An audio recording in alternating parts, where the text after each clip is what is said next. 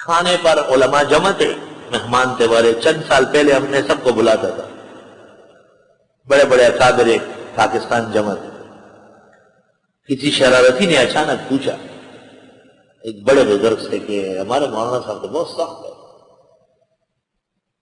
آپ لوگ بھی ایسا کرتے ہیں؟ تو انہوں نے کہا کہ نہیں، ہم تو اس کو بہت برا سمجھتے ہیں. میں نظم و نسق میں لگا ہوا تھا لیکن سن رہا تھا. میں نے کہا ذرا بات پوری ہو جائے تو میں جواب دیتا ہوں. جب بات مکمل ہو گئی نا تو میں نے کہا اصل میں عالموں کی قسمیں ہیں.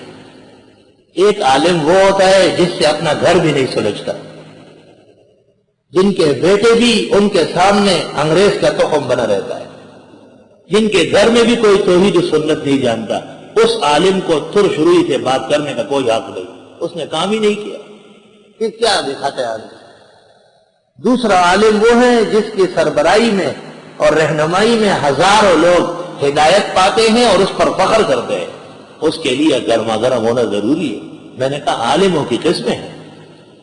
ایک وہ ہے جو خود دسترخوان پر الٹے ہاتھ سے گلاس میں پانی پیتا ہے اور روٹی کے ساتھ ہاتھ صاف کرتا ہے، باقاعدہ روٹی سے جاڑن بنایا ہے. یہ بھی عالم ہے. دسترخوان پر مانگتا ہے کہ پیاز نہیں ہے. بھائی پیاز مانگ رہا ہے، تمہیں نبی کا پتہ نہیں تھا؟ اس نے فرمایا من اکل من هذه الشجرة المنتنة لا يقربن مسجدنا. تم تو نبی کی مسجد میں جانے کے اہل نہیں. میں ماما نے صدق لکو لہو القامو یا بس سمجھے نہیں شکل. اللہ فرماتے کہ ملائک ہے، یعنی تبلیغیان ہے، فرشتے نیک لوگ ہیں، مگر کبھی کبھی غلاظ مضبوط رہو، تنخو شداد سخت. فرشتے کی طرح مقدس رہو، متقی رہو، مطیع رہو، مگر اپنے کام میں کندن رہو، فولاد رہو. یہ کہہ رہی ہے آیت. لوگوں کو لڑوا نہیں رہی، آیت لوگوں کو مقاصد دین پر مضبوط رکھ رہی ہے. مولانا اشرف علی صاحب کو کسی نے کہا نا کہ آپ مولویوں کو کتے سے بڑی نفرت ہے، ہمیں تو اتنی نفرت نہیں ہے. کیوں؟ آپ نے فرمایا تجھ میں اور کتے میں مجانست پیدا ہو گئی، قریب ہو چکے. ایک اور شخص نے ایک بزرگ سے پوچھا کہ آپ کے پاس چھوٹا بچہ آتے ہی رونا شروع کر دیتا ہے، ہمارے پاس تو نہیں روتا. فرمایا آپ کا چہرہ اس کو اپنی امی کا چہرہ نظر آتا ہے. امی کی بھی داڑھی نہیں اور تیری بھی داڑھی نہیں ہے، اور ہمارا چہرہ تو سرسبز و شاداب ہے. جب گھر سے آدمی باہر نکلے باغ میں تو گھبراہٹ ہوتی. ملائکہ مضبوط رہو، پاک صاف فرشتے کی طرح. غلاظ طبیعت میں ذرا کڑواہٹ رکھو. شداد پختہ مضبوط. صحابہ کی تعریف میں نہیں فرمایا رحماء بینہم اشداء علی الکفار.